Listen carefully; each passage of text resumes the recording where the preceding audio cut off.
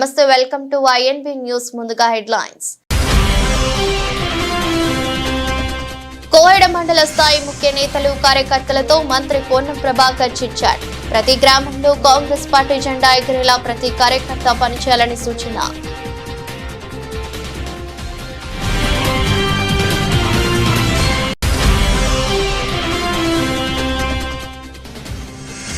ఆంధ్రప్రదేశ్ ముఖ్యమంత్రి చంద్రబాబు అధ్యక్షతన కేబినెట్ భేటీ. పలు కీలక నిర్ణయాలకు ఆమోదం తెలిపిన కేబినెట్.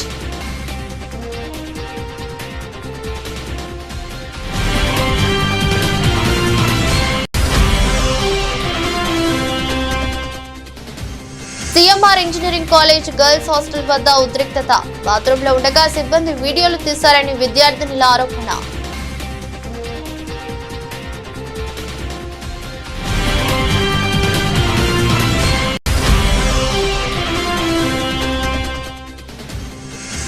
కెర్లంపూడి మండలం కృష్ణవరంలో తనిఖీలు చేస్తుండగా కానిస్టేబుళ్లపై నుంచి దూసుకెళ్లిన కారు.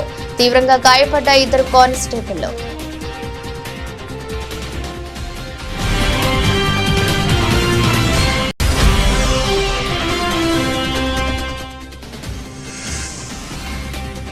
అనంతపురం నగరంలో భారీ అగ్ని ప్రమాదం. దగ్ధమైన జేసీ దివాకర్ రెడ్డికి చెందిన ప్రైవేట్ ట్రావెల్స్ బస్సు.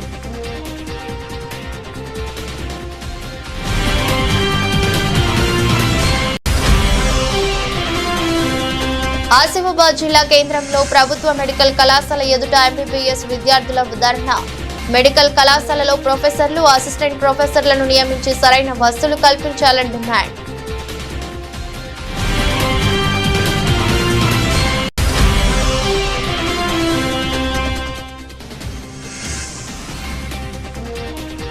మరోసారి శ్రీవారి ఆలయ గోపురంపై నుంచి విమానం. ఆగ్రహం వ్యక్తం చేస్తున్న భక్తులు.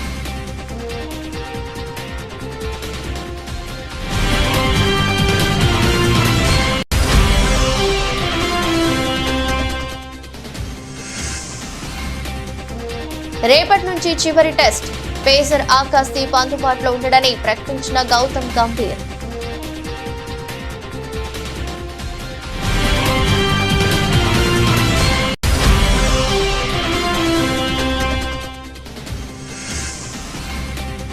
భారీ లాభాల్లోకి దూకిన స్టాక్ మార్కెట్లు. ఇన్వెస్టర్లకు డబ్బులే డబ్బులు.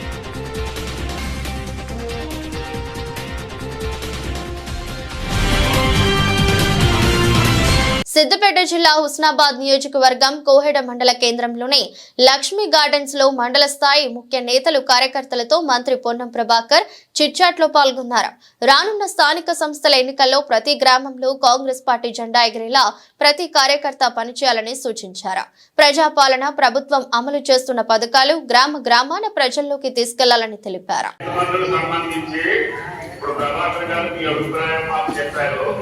ఈ రోజు మీటింగ్ ఉంది. మీ అభిప్రాయం ప్రకారంగానే జరుగుతుంది. ఏ మాత్రం జరగదు.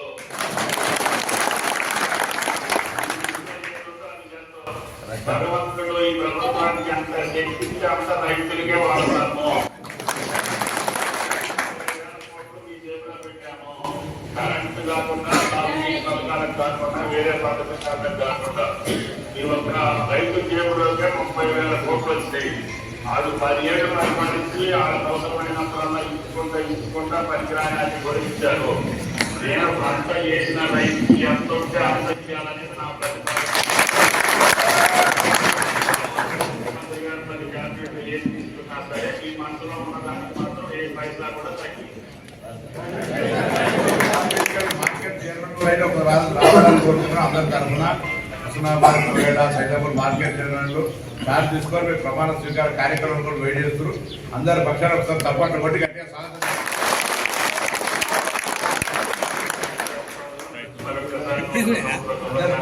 పామాయిల్ కూడా వేసుకోమని చెప్పండి అన్నారు. ఒక మాట చెప్పండి.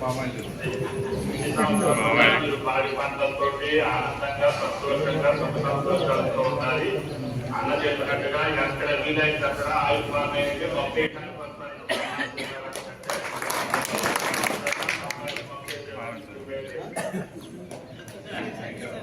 ఆంధ్రప్రదేశ్ ముఖ్యమంత్రి చంద్రబాబు అధ్యక్షతన జరుగుతున్న ఏపీ కేబినెట్ భేటీలో పలు కీలక నిర్ణయాలకు ఆమోదం లభించింది. రాజధాని అమరావతిలో 2 ఇంజనీరింగ్ కాలేజీల నిర్మాణంతో పాటు 2733 కోట్లతో చేపట్టనున్న పనులకు కేబినెట్ ఓకే చెప్పింది. సిఆర్డీఏ 44వ సమావేశంలో నిర్ణయించిన 2 పనులకు కూడా ఆమోద ముద్ర వేసింది.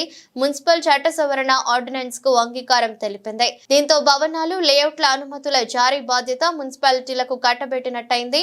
వెలగపూడిలోని సచివాలయంలో గురువారం ఉదయం 11 గంటలకు కేబినెట్ సమావేశం ప్రారంభమైంది.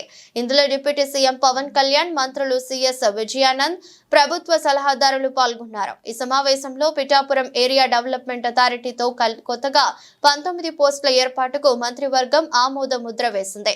తిరుపతి ఈఎస్ఐ ఆసుపత్రి పడకలను 100కు పెంచాలన్న ప్రతిపాదనకు ఆమోదం తెలిపింది.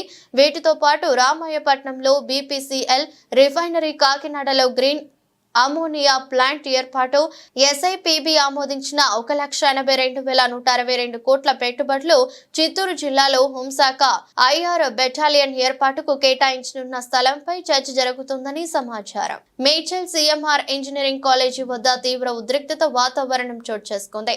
గర్ల్స్ హాస్టల్ ఎదుట విద్యార్థినులు పెద్ద ఎత్తున ఆందోళనకు దిగారు. హాస్టల్ బాత్రూముల్లో సీసీ కెమెరాలు పెట్టారంటూ విద్యార్థినులు ఆందోళన బాట పట్టారు.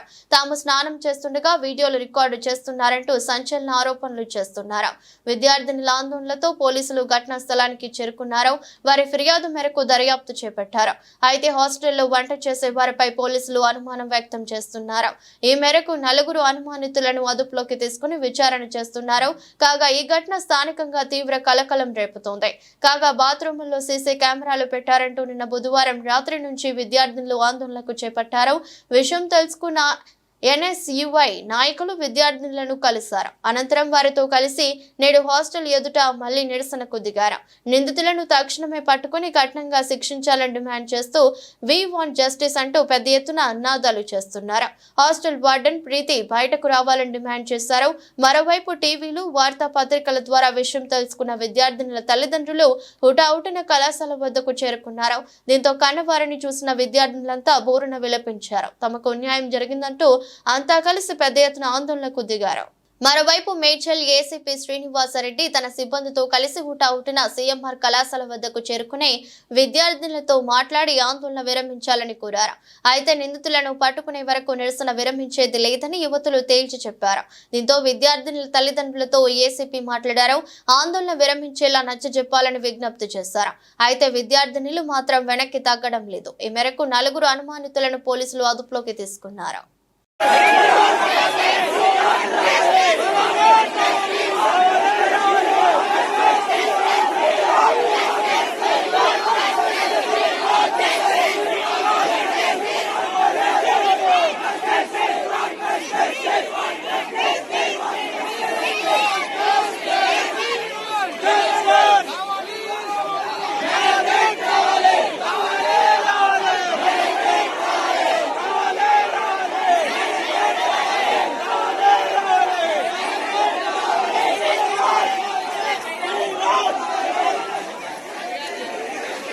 ఏపీలో 24 కోట్ల సీఎంఆర్ఎఫ్ నిధులు విడుదల చేస్తూ సీఎం చంద్రబాబు సంతకం చేశారు.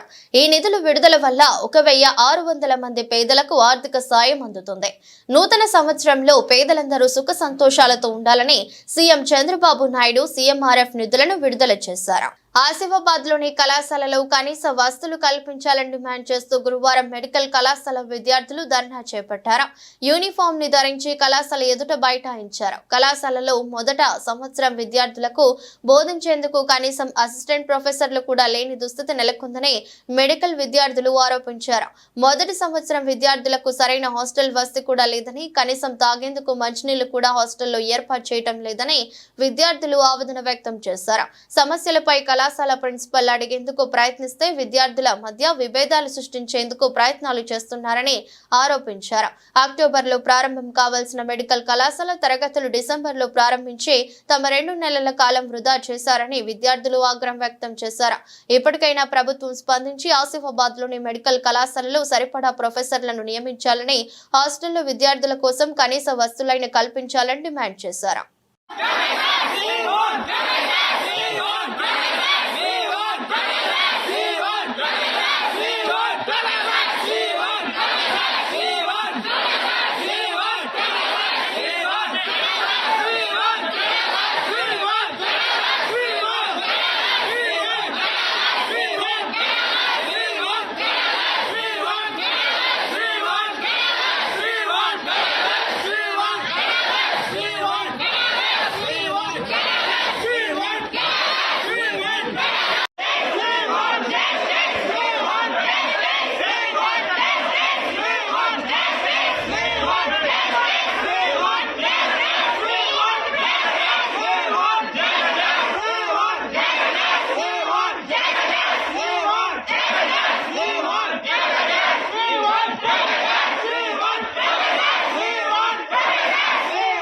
వాహనాలు తనిఖీ చేస్తున్న పోలీసులపై నుంచి దూసుకెళ్లిందో కారు. ఈ ఘటనలో 2 కానిస్టేబుళ్లు తీవ్రంగా గాయపడ్డారు. న్యూ ఇయర్ వేళ కాకినాడలో జరిగిన ఈ ఘటన స్థానికంగా కలకలం రేపింది. కిర్లంపూడి మండలం కృష్ణవరంలో మంగళవారం రాత్రి జాతీయ రహదారిపై పోలీసులు వాహన తనిఖీలు చేపట్టారు. ఈ క్రమంలో అర్ధరాత్రి దాదాపు 1 గంట సమయంలో విశాఖపట్నం వైపు నుంచి రాజమహేంద్రవరం వైపు వెళ్తున్న కారును ఆపారు. రోడ్డు పక్కన ఆపుతున్నట్టు నటించిన డ్రైవర్ ఒక్కసారిగా వేగం పెంచి ముందుకు పోనిచ్చాడు. దీంతో వాహనం ముందు నిల్చున్న కిర్లంపూడి పోలీస్ స్టేషన్ కానిస్టేబుల్ రాజీ లోవరాజుతో పాటు మరో కానిస్టేబుల్ పై నుంచి కారు దూసుకెళ్లింది. తీవ్రంగా గాయపడిన ఇద్దరిని వెంటనే ఆసుపత్రికి తరలించారు. మరోవైపు కానిస్టేబుళ్లను ఢీకొట్టి వెళ్లిన కారు డ్రైవర్ రాజానగరం సమీపంలోనే కెనాల్ రోడ్డులో వాహనాన్ని వదిలి పరారయ్యాడు. డ్రైవర్ తో పాటు ఇతర నిందితులు పశ్చిమ గోదావరిలో పోలీసులకు చిక్కినట్టు తెలిసింది. కాగా నిందితులు వదిలి వెళ్లిన కారు ఉత్తరప్రదేశ్ లో రిజిస్టర్ అయింది. అందులో గంజాయి రవాణా చేస్తున్నట్టు పోలీసులు అనుమానిస్తున్నారు. కేసు నమోదు చేసుకున్న పోలీసులు దర్యాప్తు చేపట్టారు. పెండింగ్ లో ఉన్న 3 నెలల వేతనాలు 2 నెలల ఏరియన్స్ వెంటనే చెల్లించాలని డిమాండ్ చేస్తూ కామారెడ్డి మున్సిపల్ కార్యాలయం ముందు వాటర్ మ్యాన్, ఎలక్ట్రిసిటీ సిబ్బంది, శానిటరీ కార్మికులు ధర్నా చేపట్టారు. అనంతరం మున్సిపల్ కమిషనర్ కు ఫిర్యాదు చేశారు.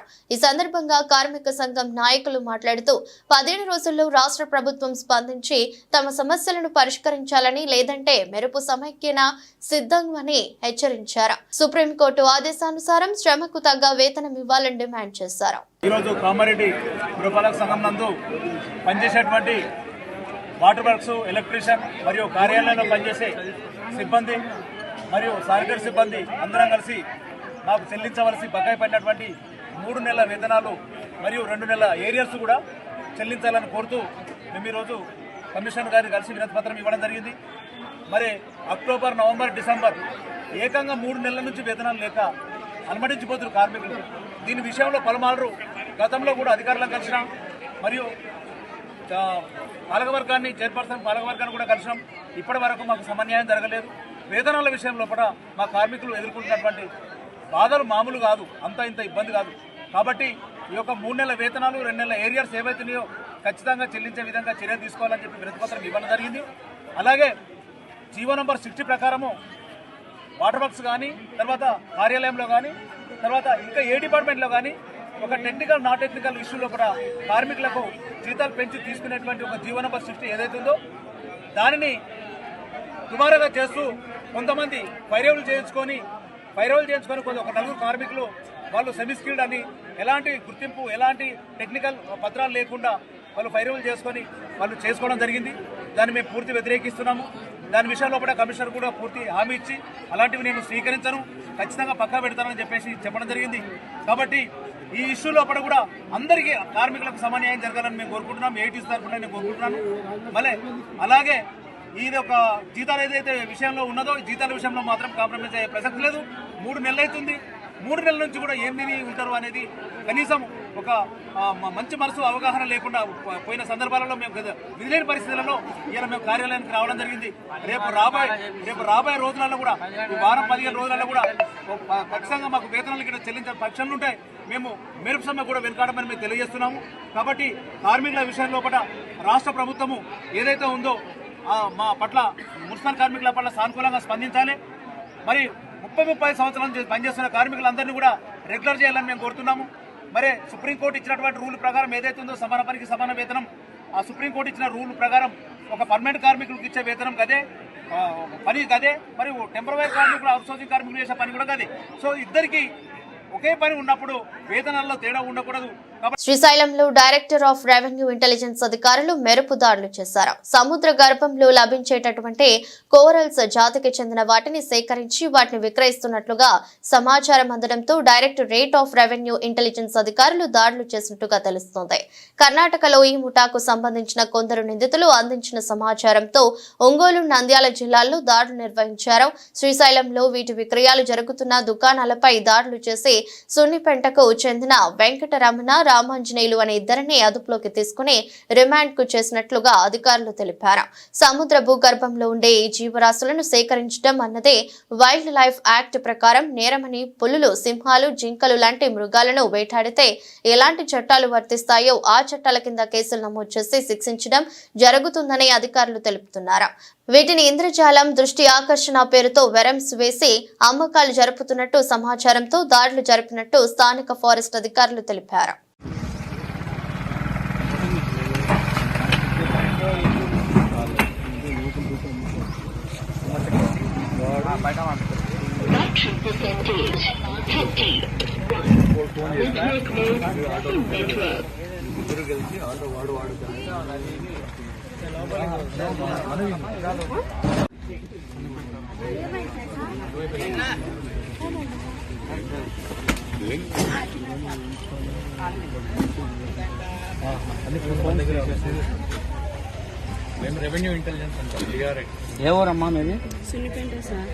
తిరుమలలో అగమ శాస్త్ర ఉల్లంఘనలు కొనసాగుతున్నాయి. శ్రీవారి ఆలయంపై నుంచి మరోసారి విమానం వెళ్లిన ఘటన చోటు చేసుకుంది. గురువారం ఉదయం శ్రీవారి ఆలయ గోపురంపై నుంచి విమానం వెళ్లింది. అయితే ఆనంద నిలయంపై ఎలాంటి సంచారం ఉండకూడదని గతంలోనే ఆగమ పండితులు తెలిపిన విషయం తెలిసిందే. అయితే ఇలాంటి ఘటనలు తరచూ చోటు చేసుకుంటూనే ఉన్నాయి. తిరుమలను నో ఫ్లై జోన్ గా ప్రకటించాలని ఇప్పటికే టీటీడీ కేంద్ర ప్రభుత్వానికి విజ్ఞప్తి చేసింది. అయినప్పటికీ ప్రభుత్వం పట్టించుకోకపోవడంతో శ్రీవారి ఆలయంపై నుంచి విమానాలు వెళ్తున్నాయి. ఈ ఏడాది జూన్ 7న శ్రీవారి ఆలయ సమీపంలో విమానం వెళ్లిన విషయం తెలిసిందే. ఉదయం 8:14 తిరుమల మీదుగా విమానం ప్రయాణించింది. ఇక ఫిబ్రవరిలో కూడా ఇలాంటి ఘటన చోటు చేసుకుంది. ఫిబ్రవరి 15న ఆలయం గోపురంపై నుంచి 2 జెట్ విమానాలు వెళ్లాయి. కాగా తిరుమలను నో ఫ్లయింగ్ జోన్ ప్రకటించాలన్న టీటీడీ విజ్ఞప్తిని కేంద్రం పట్టించుకోకపోవడంపై భక్తులు ఆగ్రహం వ్యక్తం చేస్తున్నారు. కేంద్ర పౌర విమానయాన శాఖ మంత్రిగా ఆంధ్రప్రదేశ్ కి చెందిన ఎంపీ ఉన్న నేపథ్యంలో ఇప్పటికే ప్రభుత్వం నిర్ణయం తీసుకోవాలని కోరుతున్నారు. అనంతపురం నగరంలో భారీ అగ్ని ప్రమాదం జరిగింది. ఈ ఘటనలో బస్సులు దగ్ధమయ్యాయి. అనంతపురం ఆర్టీసీ బస్టాండ్ సమీపంలో జేసీ దివాకర్ రెడ్డికి చెందిన ప్రైవేట్ ట్రావెల్స్ బస్సులు దగ్ధమయ్యాయి. బస్సులపై కేవీ 11 వైర్ తెగి నిప్పు రవ్వలు పడడంతో మంటలు ఎగిసిపడ్డాయి. దట్టమైన పొగలు చుట్టుప్రక్కల వ్యాపించాయి. దీంతో భయాందోళనలకు గురైన స్థానికులు, పోలీసులు, అగ్నిమాపక సిబ్బందికి సమాచారం ఇచ్చారు. ఘటనా స్థలానికి చేరుకున్న అగ్నిమాపక సిబ్బంది మంటలను అదుపులోకి తీసుకువచ్చారు. ప్రమాదంలో 4 బస్సులు దగ్ధమయ్యాయి. ఈ ప్రమాదం గురువారం తెల్లవారుజామున జరిగింది. బస్సుల వద్ద ఎవరూ లేకపోవడంతో తప్పిన పెను ప్రమాదం. ఎలాంటి ప్రాణాపాయం లేకపోవడంతో అధికారులు పిలుపునిచ్చుకున్నారు. పూర్తి వివరాలు తెలియాల్సిందే. పరిస్థితి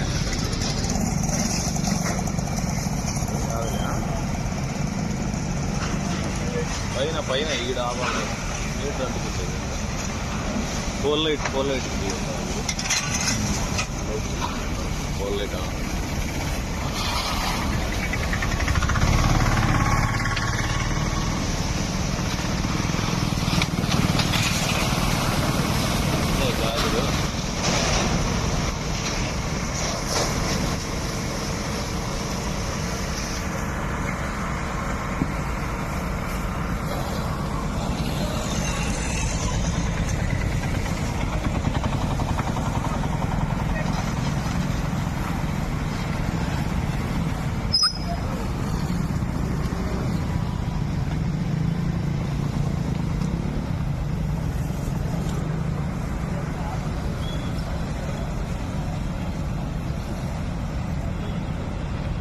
టాలీవుడ్ నటుడు ఫిష్ వెంకట్ గత కొంతకాలంగా అనారోగ్యంతో బాధపడుతున్న విషయం తెలిసిందే.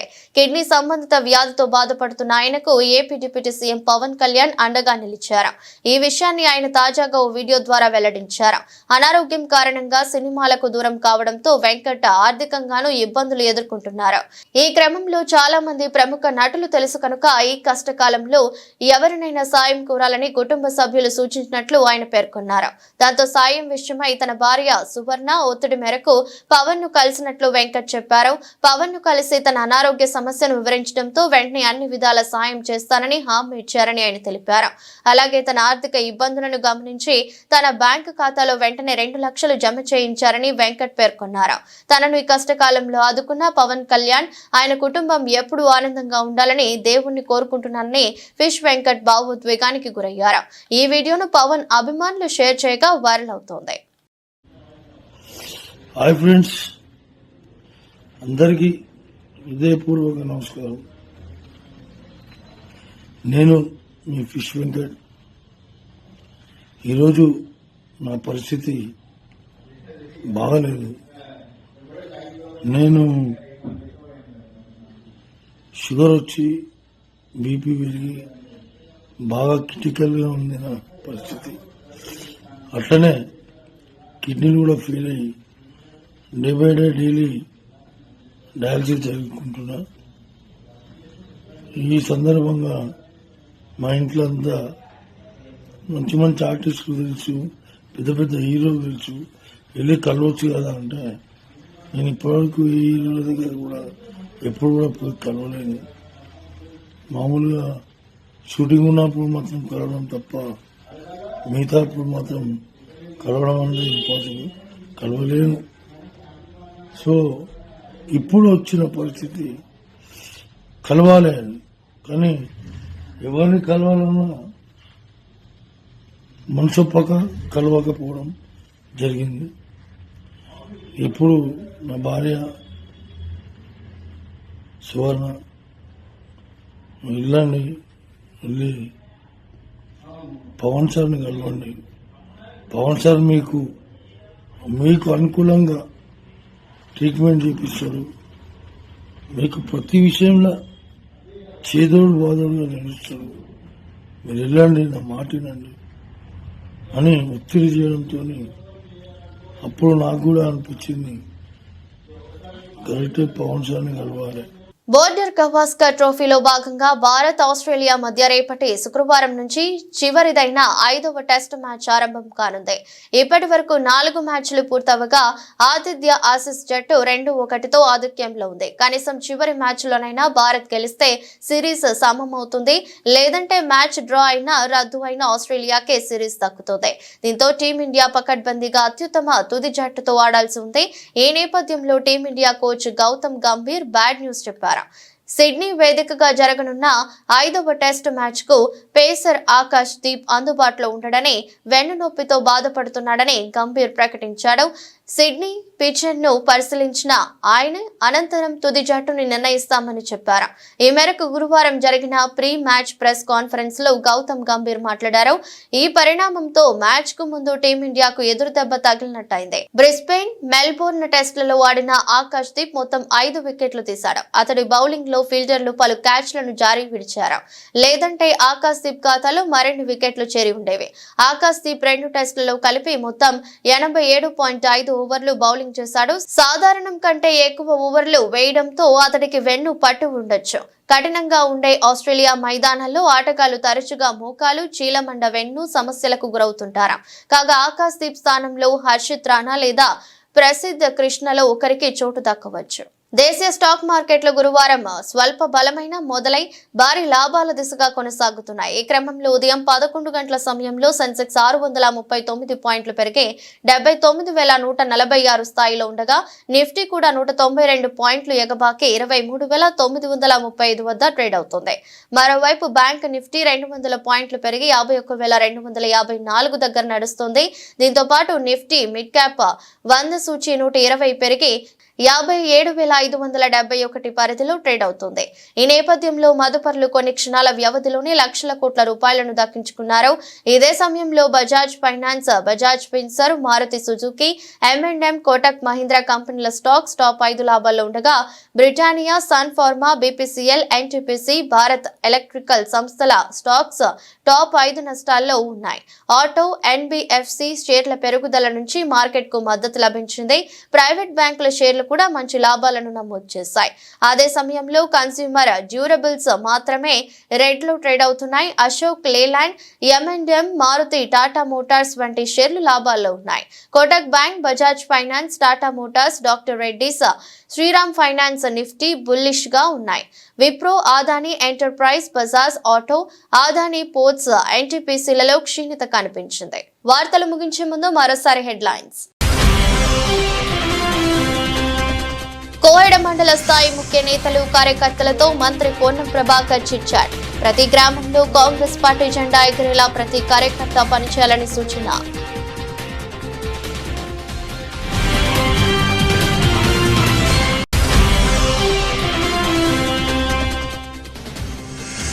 ఆంధ్రప్రదేశ్ ముఖ్యమంత్రి చంద్రబాబు అధ్యక్షతన కేబినెట్ భేటీ. పలు కీలక నిర్ణయాలకు ఆమోదం తెలిపిన కేబినెట్.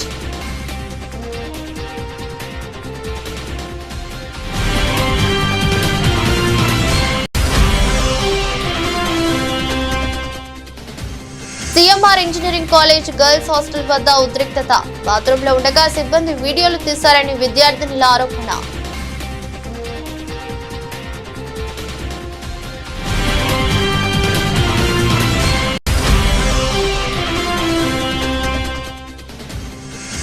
కెర్లంపూడి మండలం కృష్ణవరంలో తనిఖీలు చేస్తుండగా కానిస్టేబుళ్లపై నుంచి దూసుకెళ్లిన కారు. తీవ్రంగా గాయపడ్డ 2 కానిస్టేబుళ్లు.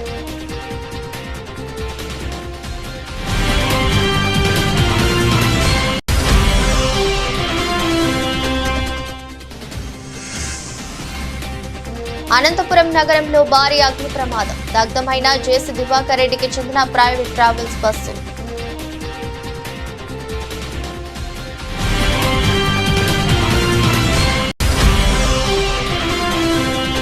ఆసిఫాబాద్ జిల్లా కేంద్రంలో ప్రభుత్వ మెడికల్ కళాశాల ఎదుట ఎంబీబీఎస్ విద్యార్థుల ధర్నా. మెడికల్ కళాశాలలో ప్రొఫెసర్లు, అసిస్టెంట్ ప్రొఫెసర్లను నియమించి సరైన వసతులు కల్పించాలని డిమాండ్.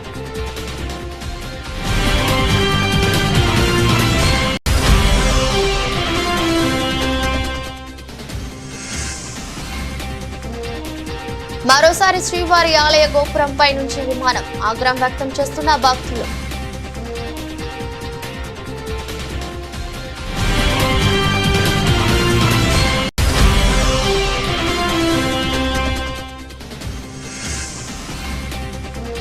రేపటి నుంచి చివరి టెస్ట్.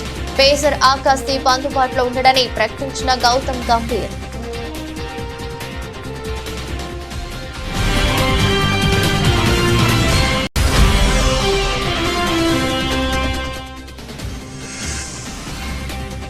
భారీ లాభాల్లోకి దూకిన స్టాక్ మార్కెట్లో ఇన్వెస్టర్లకు డబ్బులే డబ్బులు.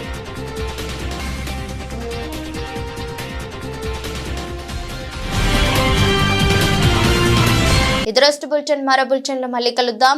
అంతవరకు సెలవు. నమస్కారం.